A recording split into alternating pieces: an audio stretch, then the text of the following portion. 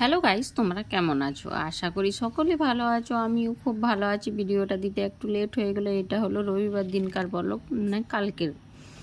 চলো, বাজার যাচ্ছিলাম। বাজার যেতে যেতে চণ্ডীদাস যাচ্ছিলাম। চণ্ডীদাস যেতে যেতে একটা মহিষকাপুরে কালী মন্দির আছে, ওই কালী মন্দিরে একবার প্রণাম করে নিলাম গা।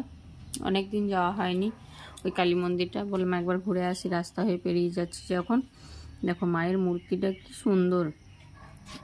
দেখো চারিপাশটা অনেক বড় জায়গা নিয়ে মন্দিরটা বানানো হয়েছে। এখানে শিব মন্দির, রাধাকৃষ্ণ মন্দির, দুর্গা মন্দির, হনুমান মন্দির, অনেক কিছু মন্দির আছে। চারিপাশটা দেখো কত বড় জায়গা নিয়ে বানানো হয়েছে। খুবই সুন্দর জায়গাটা, মানে এলে মন ভরে যায়। এরকমই তো মায়ের কাছে এলে মন ভরে যায়, আর খুব ভালো লাগে। ফাঁকা ফাঁকা জায়গা। দেখো এখানে হয়েছে পদ্ম ফুলের চাষ করেছিল। চলো ওখান থেকে চলে এলাম, বেরিয়ে পড়লাম ওখান থেকে। এখানে একটা পুকুর আছে, পুকুরে ঠাকুর বিসর্জন হয়। চলো চলে এলাম বাজারে। বাজারে এই মিষ্টির দোকানে, এই মিষ্টি দোকান বাপরে, কত রকম তোমরা মিষ্টি নেবে।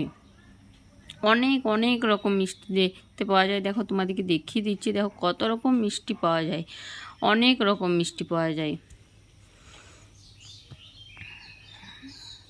এখানে বাটি সাপটা এখন দেখো এত কথা তোমাদেরকে দেখিয়ে দিচ্ছি। দেখো দেখো বাটি সাপটা মানে 12 মাস পাওয়া যায়।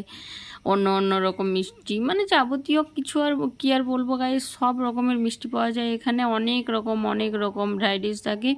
দেখো তোমরা কত রকম মিষ্টি দেখতে পাবে, মানে গুণে শেষ করতে পারবে না। অনেক রকম মিষ্টি থাকে। আর দেখো তো এখানে কিসের বাটার বানাচ্ছে বলো তো?